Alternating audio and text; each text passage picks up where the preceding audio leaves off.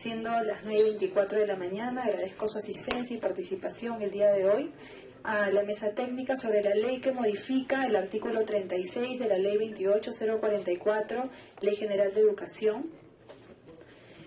Esta mesa técnica tiene por finalidad escuchar las opiniones de las instituciones y especialistas sobre la edad cronológica para la matrícula de los niños de 3, 4 y 5 años de edad. Para tal fin hemos invitado a los expositores que se encuentran presentes. En primer lugar, en calidad de presidente de la comisión, vamos a plantear la metodología de trabajo para que haya un orden en la mesa técnica. Los representantes de los colectivos de la sociedad civil expondrán primero por un espacio de 3 minutos como máximo cada uno. Al terminar su intervención, los invitaremos a sentarse en la parte posterior a fin de que puedan observar el desarrollo de las exposiciones de los especialistas. Los especialistas y los representantes de las instituciones tendrán un espacio de 15 minutos para exponer los alcances de su posición u opinión. Y al finalizar la exposición de todos los especialistas, los congresistas presentes podrán hacer el uso de la palabra y hacer las preguntas que consideren pertinentes. Entonces, damos la palabra al señor José Guamán López del colectivo Limitan la Matrícula de mi hijo.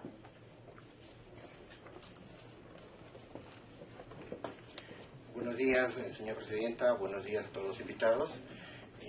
Como presidente de la Asociación Nacional de Padres de Familia, estamos acá en esta mesa técnica, de nuestra parte solicitada desde el año 2012, ¿no?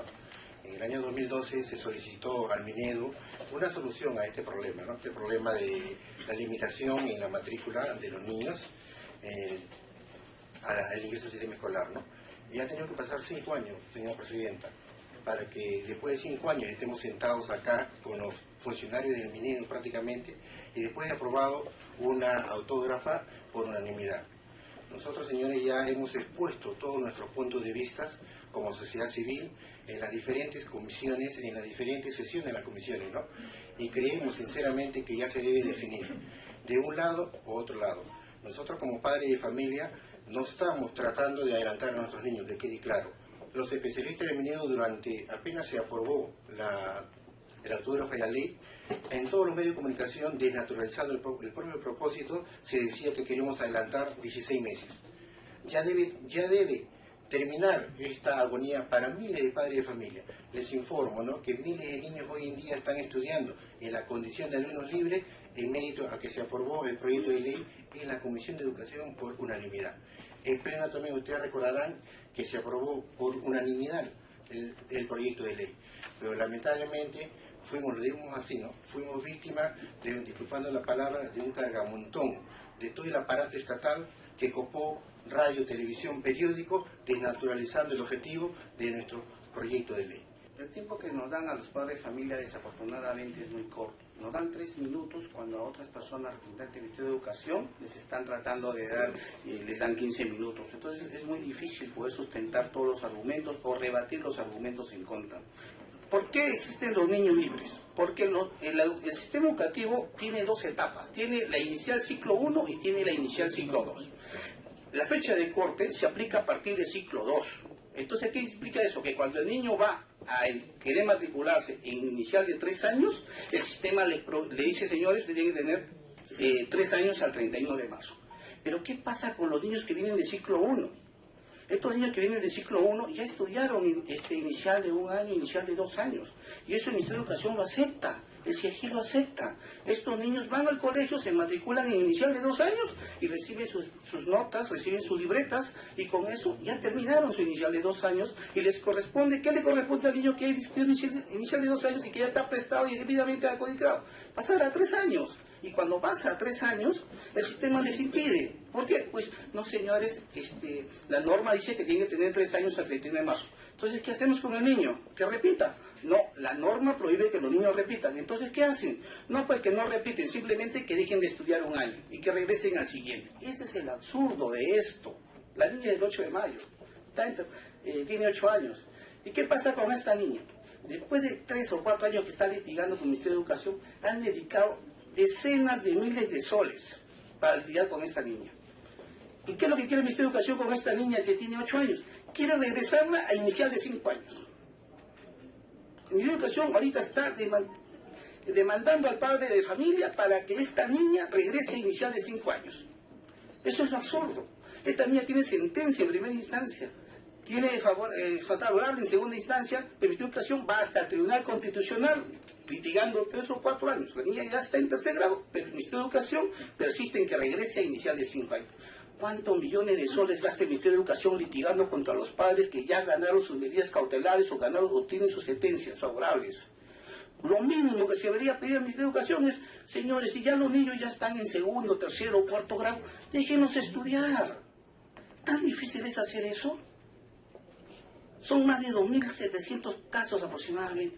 Déjenos estudiar a estos niños. Hemos hecho un análisis de educación, de legislación comparada. Es lo primero que hemos hecho. Si ustedes ven el cuadro que tienen ahí, hemos agarrado a los países que limitan con nosotros. Está Brasil, está Chile, está Colombia y está Ecuador. Si chequeamos, en el caso de los 4 países, cuáles son sus fechas de inicio de matrícula en los 4 países, en los 4 está vinculado al inicio exactamente del año escolar.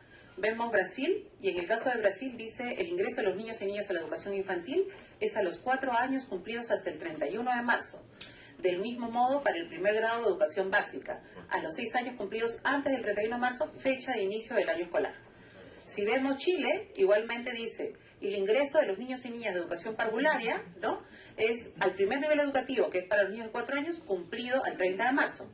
Al segundo nivel educativo, cumplido a los 5 años, al 30 de marzo.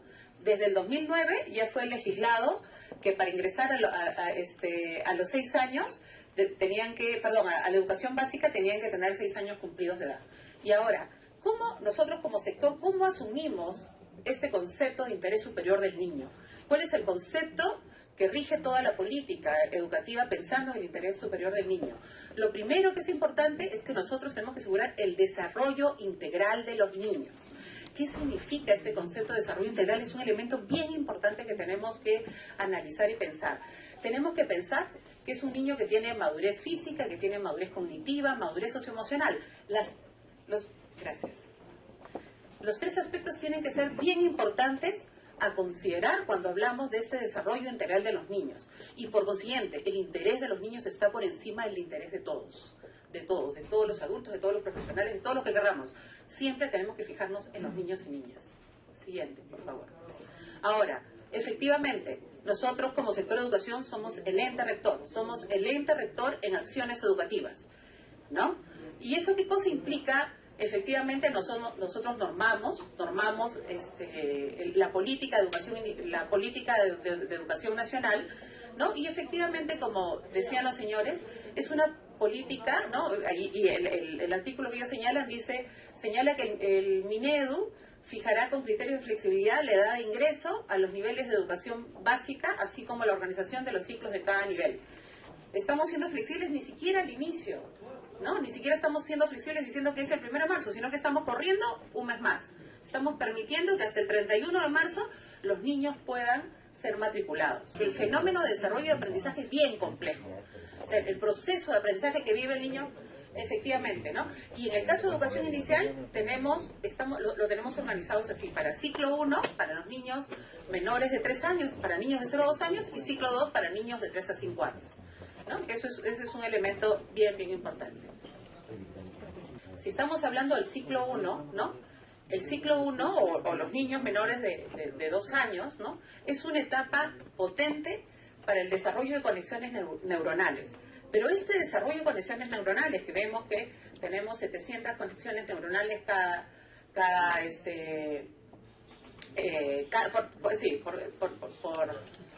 por segundos, disculpen, 700 nuevas conexiones neuronales por segundo durante los 2 primeros años de vida. ¿Qué cosa es importante para ese desarrollo del cerebro? Que eso creo que es bien importante y que tenemos que considerar cuando hablamos de la madurez. Por un lado, las condiciones de entorno. O sea, tenemos que asegurar que nuestros niños tengan las mejores condiciones de entorno. Si los niños están en condiciones de violencia, si los niños están muy solos, si los niños no tienen condiciones para su desarrollo, eso va a afectar el desarrollo de su cerebro. Tenemos el tema de los cuidados de la salud. Actualmente tenemos el 21% de niños prematuros, o sea, que es decir, que los niños nacen antes de las 37 semanas. Y esos niños ¿Qué cosa es lo que se desarrolla más en el cerebro del niño intrauterino? El desarrollo cerebral, en el último trimestre. Entonces, ahí estamos afectando a una cantidad de niños que no terminan de madurar cerebralmente. La sobreexigencia puede generar inestabilidad emocional, estrés tóxico y bloqueo. Es un estudio de Manrique del 2005. Un segundo estudio que les quiero presentar acá dice, los más pequeños de la clase tienen más riesgos de ser diagnosticados con TDAH. Es un estudio de Witelli 2017. Entonces, ¿qué cosa es importante en ese sentido? Efectivamente, si presionamos, podemos limitar un poco su desarrollo. Pasamos, siguiente, más rápido. ¿Qué cosa? Otro argumento que para nosotros es clave acá es que los meses se hacen la diferencia en los aprendizajes de los escolares. Sí hacen, o sea, sí hacen la diferencia y vamos a ver, tenemos algunos estudios que hemos realizado nosotros, que se han realizado, ¿no? Primero les voy a leer una cita, ¿no?, de Sandra Crosser en el 2000, que dice, investigaciones internacionales afirman que los niños de menor edad podrían tener puntajes más bajos que los niños de mayor edad de la clase. La segunda se las voy a argumentar en las dos láminas que vienen, ¿no?, que efectivamente existe una relación directa entre variable de edad y logros de aprendizaje. Tenemos los resultados de la prueba S, que es una prueba censal a todos los niños de segundo grado, y vamos a ver ahora ese análisis. Y tenemos la evaluación nacional que se ha realizado en educación inicial. Después, los bajos resultados en el aprendizaje pueden causar frustración, baja autoestima y sentimientos de inferioridad que afectarían la trayectoria educativa y que en algunos estudiantes, efectivamente, los bajos rendimientos podrían luego llevarlos a ser medicados o a ser enviados a terapias de recuperación, ¿no? Ok, pasamos rápidamente porque sé que el tiempo es corto. Y efectivamente, esos son los resultados de nuestra evaluación nacional de educación inicial, hecha el 2014, hecha a 1.500 niños de 5 años, ¿no?, que entre el grupo de los menores y los mayores de la clase, o sea, los que ya habían logrado cumplir 6 años y los menores, y hay una diferencia en la madurez emocional, en la competencia social y en el desarrollo cognitivo y del lenguaje. Hay una diferencia entre unos y otros, ¿no? Si vemos en los tres cuadros, ¿no?, en la madurez emocional, los niños de 5 años no logran un nivel emocional en un 18.52, menos que los niños de 6 años, 14.72. En la competencia social, los niños de 5 años no logran el 28.88, mientras que los de 16 el 21.95. Y miren, en el desarrollo cognitivo y del lenguaje, miren, la diferencia es mucho más significativa. Los niños de 5 años, el 30% no lo logra en 5 años, y frente a los niños que ya cumplieron 6 años, esos ya son los niños que han estado en educación inicial pero que ya cumplieron, o sea, esta es una comparación entre los menores y mayores de la clase, porque todos son niños de la misma clase, ¿no? El 12.77. Vamos a la siguiente, que esa me parece bien importante. Se ha realizado un análisis de la prueba S. Todos sabemos que la prueba S es una prueba censal. Es una prueba censal que se toma a todos los niños en segundo grado de primaria, ¿no? Todos estamos al tanto de eso. ¿Qué cosa se ha hecho? Se ha hecho un corte por cada trimestre, ¿no? Y se ha hecho un corte entre los niños que nacieron entre abril y junio, los niños que nacieron entre julio y septiembre, entre noviembre y diciembre, y enero y marzo. O sea, 4 cortes. Y vamos a ver cómo están los resultados de esa prueba. Esa prueba para mí es bien importante. Niños de segundo grado. Segundo grado. Ahí nos indica, si vemos la curva de nivel de logro, aquellos que tienen mejores logros de aprendizaje, vamos viendo cómo se va disminuyendo en 10 puntos en comprensión lectora y en 10.2 en comprensión lectora y 10.3 en matemática. En ambos casos, los niños mayores tienen mejores resultados que los menores. Estamos por cuartos. Si a eso hacemos esa flexibilidad que solicitan de 3 meses más, ¿se imaginan cómo sigue bajando la curva de logros de aprendizaje? El Consejo Nacional de Educación, un extracto del párrafo que ustedes lo tienen ahí completo entre los documentos, dice: hay muchas investigaciones que demuestran que el aprendizaje formal prematuro de la lectura y el cálculo supone saltar estar en el desarrollo normal de los niños, con riesgo de mecanizarlos y afectar su posterior comprensión en lectura y matemática, ¿no? O sea, ese tema es bien importante. El Grupo Impulsor de Educación Inicial, la Ley del Interés Superior del Niño, enfatiza en el artículo 3 el respeto y protección al desarrollo del niño a corto, mediano y largo plazo. Si bien los padres quieren asegurar a sus hijos que los preparen para un mundo competitivo y cambiante, Este proyecto de ley no cumple con ese cometido, porque limita que los niños desarrollen todas sus capacidades, talentos, fomentando culminar sus estudios cumplidos los 16 años, sin la madurez necesaria, ¿no?, para los retos de la vida ciudadana y los retos del mundo competitivo. Y el consorcio, continuando, miren, en la misma línea, el consorcio de centros de educación educativos católicos, ¿qué nos dices? Reiterados estudios han demostrado que los estudiantes que concluyen la secundaria a edades tempranas, 16 años, tienen serias dificultades en la elección de una carrera profesional y más aún en su adaptación a la educación superior. Sí.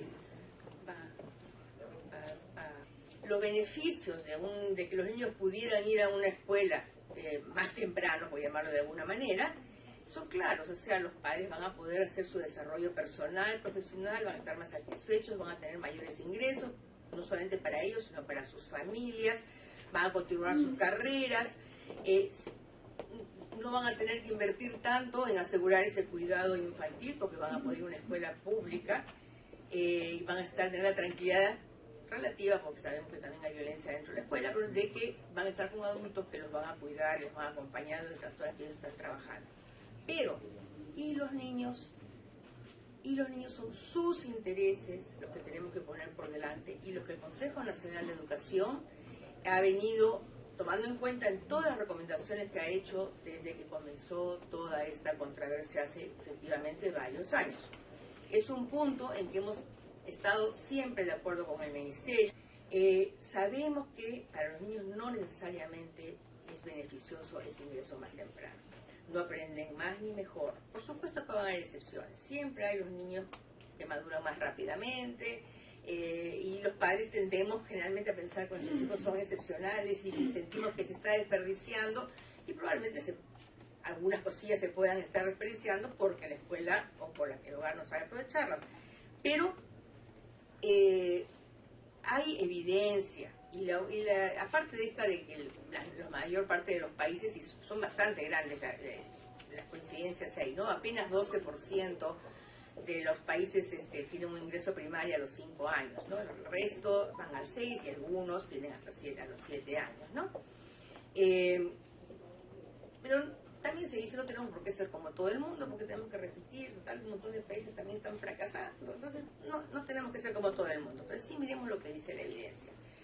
Estuve en esas sesiones anteriores donde muchas veces nos dijeron, donde varias personas nos dijeron, ustedes siempre dicen que hay evidencia, pero no nos las presentan, dicen que hay muchas. Yo quisiera simplemente compartir unas cuantas, ya muy, muy cortas. En Inglaterra, donde sí se comienza más temprano en la escuela, en este momento está siendo debatido esto, justamente porque hay una percepción de que las cosas no están funcionando como debiera. Tiene la palabra el doctor Belisario Sanabria Moreno, decano nacional del Colegio de Psicólogos de Perú. Buenos días. Quiero iniciar señalando lo siguiente. ¿Cuál es el objeto de la educación? ¿Para qué la educación? Para contribuir al desarrollo de la personalidad. Quiero partir por un diagnóstico. Nuestra personalidad tiene 3 componentes. El componente afectivo, el componente cognitivo y el componente ético y motivacional. Deberíamos ser personas en el componente afectivo maduras, sensibles, amorosas, cariñosas, que sepamos recibir y dar afecto, que seamos tolerantes, que seamos pacientes, que controlemos nuestros impulsos y que tengamos la capacidad de ser afectuosos. Pero ¿cuál es la patología nacional? Sensibles, irritables, impulsivos, nerviosos, con mucho celo, con mucha envidia, con mucha diatriba. Eso está mal. ¿Por qué? Voy a explicar por qué más adelante. Deberíamos ser, a nivel cognitivo, inteligentes, hábiles, capaces y eficientes, a todo nivel. No solamente en el conocimiento, sino en lo más sencillo, en el aseo, en la limpieza, en el orden, en las actividades más simples. Eficiencia, calidad, alto. Pero nuestra realidad no nos muestra eso. Nos muestra que somos poco hábiles, poco capaces, poco eficientes. ¿Por qué? Tercero, deberíamos ser personas éticas, justas, laboriosas, puntuales, responsables, honestas, sinceras, con alta autoestima. Y no lo somos. Mentimos, engañamos, hay deslealtad, hay mucha diatriba, hay mucha dificultad en la honestidad, en la grosería. Y fíjense en la corrupción como el problema central. Nuevamente, ¿por qué? ¿Qué es lo que está pasando con la educación? Este diagnóstico que nos sirva para entender cuál es la propuesta de la ciencia sobre el tema que estamos tratando. La ciencia en este tiempo tiene mucho de avance desde la biología, antropología, sociología, neurología, neurofisiología, psicología, neurolingüística y todo esto agrupado en la neurociencia. Hay un desarrollo epigenético que tomemos en cuenta y un desarrollo sociocinético como componente determinantes. En lo epigenético hay condiciones que uno trae como parte de la biología y la herencia que se van a desarrollar durante la gestación y que van a permitir que el niño cuando nazca tenga condiciones de alto desarrollo. Ejemplo, estimulación temprana durante la gestación de tipo afectivo y estimulación temprana durante la gestación de tipo cognitivo, que no lo practicamos porque no nos dicen cómo es. Y desde que nace, el rol de todo papá y de toda mamá es contribuir al desarrollo de la personalidad. ¿Lo saben? La mamá, la tía, la abuela, la empleada que está a cargo del niño, ¿sabe qué hacer? No. Entonces, ¿qué debemos hacer? Debemos contribuir a que tenga madurez afectiva. Hay que distinguir, muchos hablando de emociones, hay que distinguir emoción de afecto. La emoción es una actividad neurovegetativa, es una actividad inconsciente, pero los sentimientos se construyen. Y acá es necesario saber construir sentimientos para que tenga madurez ese niño. Se construyen de 0 hasta los 6 años. Y ahí está lo que señala la doctora Patricia. ¿Cómo están las redes neuronales afectivas? Que hay que distinguir redes neuronales cognitivas y redes neuronales éticas. Son diferentes redes. Las redes neuronales afectivas deben de tener la suficiente estimulación temprana para que tengan madurez afectiva, serenidad, tranquilidad, consideración, alegría. Pero ¿qué aprende este pequeño niño? Aprende tristeza, cólera, odio, venganza. Y eso está mal. ¿Qué es lo que trabaja ayudando en este proceso? Trabajan las neuronas en espejo. Hay que diferenciar memoria de la función cognitiva. Sí, pues, el niño tiene 6 años y puede leer. Tiene 5, puede leer, puede sumar a los 5. Pero entiendan, ese proceso es memoria. Hay que distinguir de la capacidad de análisis, síntesis, abstracción, generalización, pensamiento, definición, categorización y valoración. Eso es un proceso continuo, pero posterior. El tema del desarrollo afectivo hay que tener mucho cuidado. Mira cómo somos. ¿Cómo somos en este momento, emocionalmente, sentimentalmente? ¿Cuál es la estadística nacional de los embarazos adolescentes? La estadística de las separaciones conyugales, la estadística de que uno tiene 3, 4 parejas. Este es el problema de la falta de madurez. No hemos trabajado en esto, estamos trabajando en el tema cognitivo. Y esto está bien, pero no es suficiente. En el tema emocional, recordemos que hasta los 6 años el niño debe tener todo el desarrollo del afecto para que tenga madurez afectiva. Y el afecto es el sistema que modula la función cognitiva. Modula. Mis afectos en este momento pueden estar interesados por lo que me han dicho, me ha ayudado a atender, me ha ayudado a comprender, me ha ayudado a abstraer lo que han dicho en este momento. Porque el afecto me moviliza.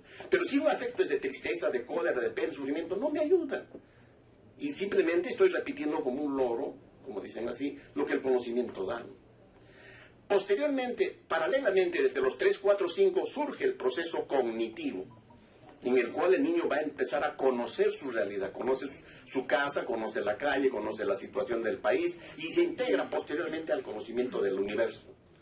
Pero ese proceso requiere de todo un trabajo del propio cerebro en base a la estimulación temprana cognitiva. Y ahí es donde realmente se puede dar a los 5, a los 6 esta estimulación cognitiva, sí, pero tomemos en cuenta, es la memoria que uno tiene, que viene, esta memoria especial que uno tempranamente, la memoria en espejo, que permite que ayude a captar todo. Porque mire, uno puede aprender a hablar normalmente a los 8 años, pero gracias a la memoria y al proceso epigenético, uno habla a los 3, se comunica claramente a los 3. es que la memoria a esta edad de los 6 años, 5 años, 3 años, puede ayudar a leer, a sumar, a restar, pero es un proceso de repetición, de almacenamiento y recordar y evocar fácilmente. He ahí la diferencia entre quién es inteligente y quién tiene buena memoria. Uno puede leer y aprender muy bien su memoria, pero ese análisis de la interpretación, de la generalización, de la abstracción, de la comprensión de alto rango, ya es inteligencia. Ese proceso de la inteligencia tomemos en cuenta. Y no está aislado de lo que señalo, personalidad.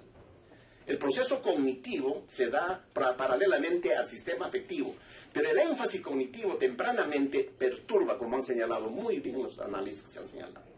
Se requiere que este sujeto no solamente tenga capacidad de pensar, analizar, sino viene el tercer componente, que es ético.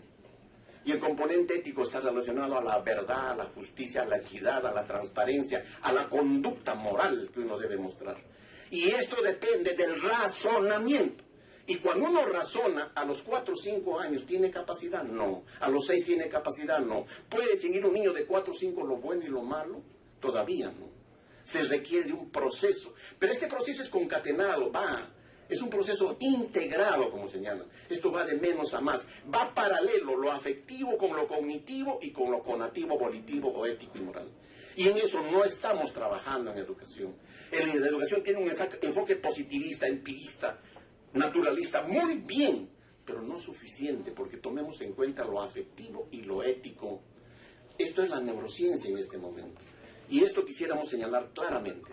Es importante que nosotros seamos modelo de personalidad. Y no lo somos.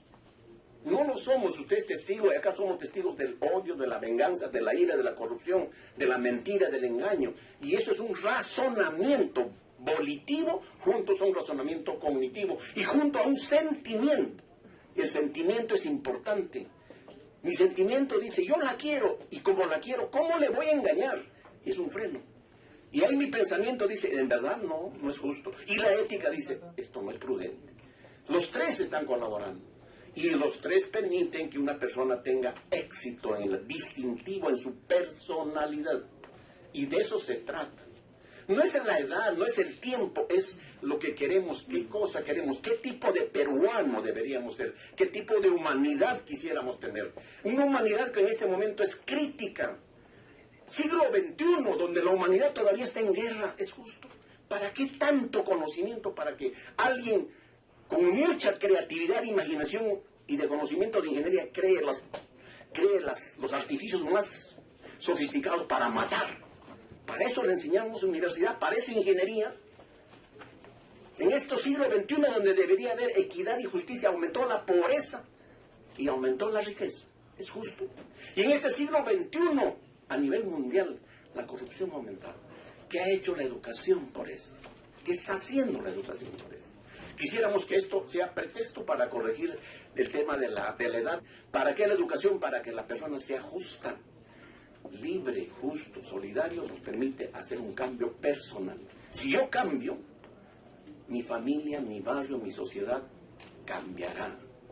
Queremos un país que tenga estas características, que no depende de leyes, de normas, ni de cárceles, ni de policías, depende del desarrollo integral de nuestra personalidad.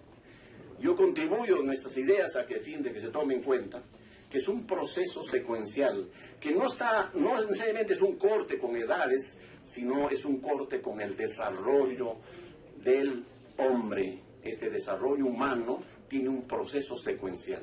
Y quisiera dar el siguiente dato, que el 63% de las escuelas privadas en Lima en el Perú cobran menos de 200 soles y solamente el 1% de las escuelas privadas en el Perú cobran más de 1000 soles. Todos los años, a partir del año 2010, en nuestros colegios, los promotores y los directores recibimos a un porcentaje de padres de familia que no están de acuerdo con la normatividad vigente, en referencia a poner como fecha de corte el 31 de marzo. Y para nosotros es muy difícil explicarle a los padres de familia el por qué no pueden matricular a sus hijos. Esa es la realidad que nosotros desde la escuela privada lo vemos. ¿En qué porcentaje? Aproximadamente un 20 a 25% de padres de familia que recurren a nuestras escuelas para matricular a sus hijos y no lo pueden hacer. Desde el punto de vista del Ministerio de Educación, ¿qué es lo que nosotros pensamos? Pensamos que el Ministerio de Educación está perdiendo una oportunidad. Está perdiendo una oportunidad para lograr insertar al padre de familia en la educación de sus hijos. Por años hemos o decimos de que el padre de familia debería comprometerse en la educación de los niños. Sin embargo, la postura del Ministerio de Educación, desde que se dictó esta norma, no ha sido una postura de diálogo, ha sido una postura confrontacional. El Ministerio de Educación debería de aprovechar esta oportunidad, porque estamos hablando del inicio al sistema educativo, ¿no? Si bien es el ciclo 2, pero es el ciclo 2 de 3 a 5 años del nivel inicial, en que la mayoría de niños ingresa al sistema educativo. Y aquí también tenemos que hacer notar algo importante. El padre de familia estimula a su hijo desde el vientre materno, el padre de familia, la madre de familia hace estimulación temprana, es recepcionado el niño en el ciclo 1, de acuerdo a la normatividad vigente, con flexibilidad, ¿no? Sin embargo, cuando el padre de familia que hizo toda esta secuencia quiere matricular a su hijo en el ciclo 2, específicamente en el aula de 3 años, no lo puede hacer. Y es ahí donde se genera el conflicto, es ahí donde se genera el desencanto. Eso es lo que sucede en los colegios. Niños que estudiaron 2 años, habiendo nacido en abril, en mayo, en junio, en julio, sin embargo, cuando quieren estudiar 3 años, no lo pueden hacer. Y la normatividad lo que dice es descansa 1 año, ¿no? Eso es lo que tiene que hacer, porque tiene que cumplir la edad al 31 de marzo. Colocar la fecha de corte un 1 de marzo, un 31 de marzo o al finalizar el año, tiene como resultado obtener un aula con edades dispersas. Y eso se puede comprobar mediante el SAGIE. Sin embargo, si nosotros colocamos la fecha de corte al medio del periodo lectivo, de marzo a diciembre, estamos hablando julio, lo que se va a lograr es un grupo homogéneo de niños. Estamos aquí porque el Congreso de la República tuvo a bien emitir una ley que modifica el artículo 36 de la Ley General de Educación. La institución que yo represento y que está integrada por Maestros del Sur, alcanzó al Congreso de la República nuestra respuesta al oficio número 66 del Ejecutivo que observaba la ley. De manera que yo quisiera centrar, señora Presidenta y señores representantes, concretamente a los aspectos técnicos. Tengo discrepancias con lo que he escuchado con la representante del Ministerio cuando cita legislación comparada, porque no la cita correctamente. Ella habló de 2 casos, Chile y Colombia, y yo lo que quiero es presentar pruebas, no hablar. Aquí tengo la ley del Ministerio de Educación de Chile, que establece que la matrícula es hasta el 30 de junio, pero en el artículo 4, concretamente, da facultades al centro educativo, al director en concreto, para que en los casos que amerite se pueda extender el acceso a la matrícula escolar.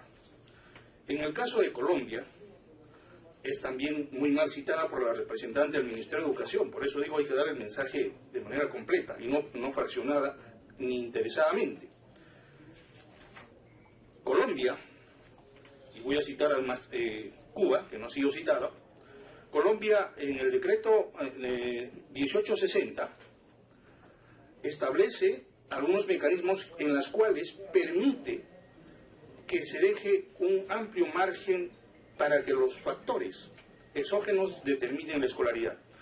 Y quiero citar en colación a ese aspecto lo que dijo la comisión, recordarán algunos, de sabios de Colombia, que publicó un documento muy interesante, Colombia al filo de la oportunidad.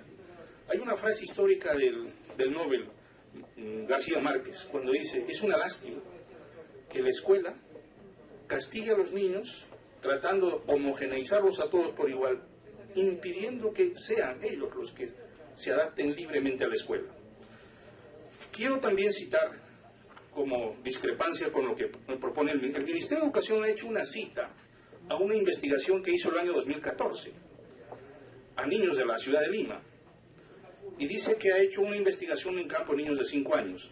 A mí me gustaría preguntarle a través suyo, señora presidenta, si el Ministerio puede decir que una investigación que se realiza un solo año, el 2014, se puede extrapolar y se puede utilizar eso como elemento de referente para todos. Nosotros en el sur, desde el año 2013, tenemos una investigación longitudinal que sería distinta a lo que ha hecho el Ministerio. O sea, aquí estamos discutiendo el tipo de investigación para darle solidez y confiabilidad a una investigación y presentarla ante el Congreso. Creo que tenemos que ser más serios. Y en ese sentido, nuestra investigación que está contenida en este informe es muy claramente, la hemos hecho desde 2013 al 2015, y en el sur, todos los, uniformemente, Moquegua, Tacna y Arequipa, en ese orden, reflejan de que tienen los estándares, digamos, de adaptabilidad más rápidos a la escuela. ¿Qué tipo de condiciones son las que hemos encontrado? Entre ellas, por ejemplo, los niveles de desarrollo humano, que están reflejados con otros estudios. Entonces, sí hay elementos que, como decía la señora Valdivieso en el informe que ha presentado, en el punto I del informe del Ejecutivo que les dirige a ustedes, dice la señora Valdivieso, pues efectivamente hay casos de excepción. Entonces no se puede, pues, de manera tan radical aceptar que el Ministerio de Educación, que además no tiene una pericia muy reconocida en materia de legislación educativa, con todo el respeto que me merece el Ministerio, yo no estoy muy de acuerdo en tener un currículo bipolar, por ejemplo, en el país en este momento. En mi escuela hay profesores que están con el nuevo currículo en el nivel primario y hay profesores que están con el currículo del año 2008. O sea, tenemos dos currículos paralelos. ¿Esto es acaso testimonio de la capacidad legisladora y la pericia que tiene el Ministerio de Educación? No lo creo. Entonces, estos errores a nosotros en el sur nos llevaron a tomar algunas decisiones. Y tenemos que decirlo, que tenemos, por ejemplo, ya 16 sentencias, tenemos que recurrir lamentablemente al Poder Judicial para que hacerle entender al Ministerio que no puede, pues, a todos los niños quererlos homologar, homogeneizar igual para todos. Esto no se puede aceptar. Quiero además citar respondiendo a lo que dice la señora Patricia del Consejo Nacional. El Consejo Nacional, al parecer, tiene doble discurso, porque en el Proyecto Educativo Nacional, en la página 55, el propio Consejo Nacional establece de que es tiempo de resolver las barreras burocráticas que impiden que los niños ingresen al sistema educativo. Página 55, señora Patricia. Entonces es el Consejo Nacional quien ya desde el 2006 se había dado cuenta de que nosotros tenemos un mecanismo, una camisa de fuerza que no se puede admitir en el sistema educativo. La propia UNESCO, quiero citarla, y aquí por eso yo traigo documentos que prueban, ¿no? Y las publicaciones que se han hecho en infinidad de veces. No sé si tengo un par de minutos más, si me lo permite, el caso de PISA. Y quiero citar como elemento importante, por ejemplo, lo que dice Finlandia. Aquí en Finlandia, que no quiero abusar del tiempo, concretamente cuando se refiere, señora presidenta, señores congresistas, al tema de la matrícula infantil, establece, si bien es cierto, dice, las reglas son claras, que hay que empezar la educación básica a tal edad, pero establece que los municipios los municipios, que son los que detengan la mayor capacidad legislativa, establezcan mecanismos que permitan que todos los niños sean admitidos y regulados de acuerdo a su condición. Entonces, sí se puede demostrar que existe, pues, una amplia gama de posibilidades de que esto ocurra.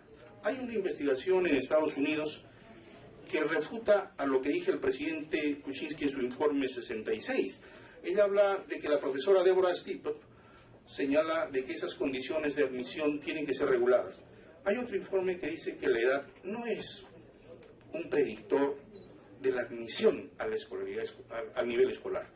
El propio Ministerio de Educación, en la investigación que ha realizado sobre las pruebas ESE, también determina, por ejemplo, entre otras cosas, y en eso hay congresistas que conocen de la materia, de que los niveles que tenemos nosotros de evaluación de nuestros pequeños, que llegan al nivel satisfactorio, en algunas regiones se puede elevar los resultados.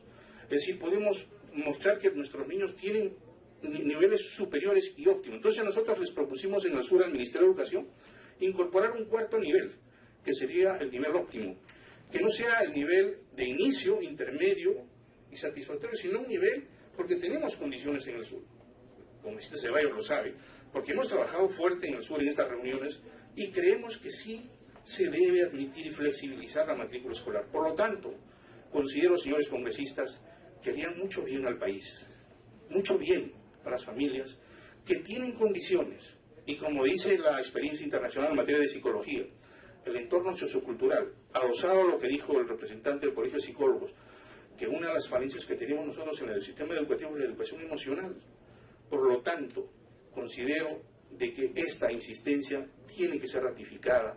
Es necesario que avancemos a una legislación que permita al país que las familias que tienen las condiciones puedan acceder al sistema educativo sin ninguna barrera, sin ninguna limitación. Pero para eso el Ministerio de Educación tiene que trabajar. Lo que a mí me parece que lo que el Ministerio quiere es cuidarse y sacar una norma, un híbrido que se llama edad normativa, y quiere que todo el mundo termine encasillado en lo mismo. Señores congresistas, en el país hay condiciones y familias y niños que pueden avanzar sin que signifique eso adelantar.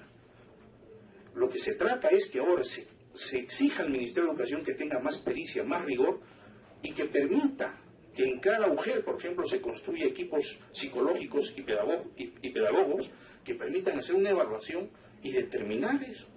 No podemos seguir aplicando una ley tan radicalmente como se pretende hacer a través del Ministerio. Si no, de otra manera vamos a seguir en esta difícil relación entre las familias y el Estado. Y eso es lo que no queremos. Y el Estado, pues, precisamente no tiene la capacidad, o no la ha tenido, suficiente de generar espacios para que todo el mundo pueda acceder con libertad. Que eso es lo que pensamos los pediatras. La edad no importa, que todos vayan es lo que nos importa. Los que pueden y los que no pueden.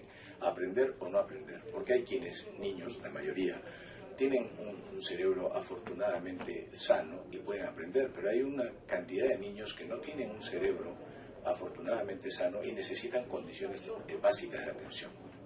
Entonces, cuando nosotros los pediatras valoramos esto, decimos, bueno, no somos neurocientíficos, nosotros no participamos de la investigación, pero nos nutrimos de ella, gracias a Dios hay psicólogos, psiquiatras infantiles, neuropediatras, pedagogos, psicopedagogos y neurocientíficos que van descubriendo para qué sirve el cerebro y cómo se desarrolla. Yo tenía un amigo neurocirujano que me decía, he pasado 30 años operando cerebros y hasta ahora no sé para qué sirven.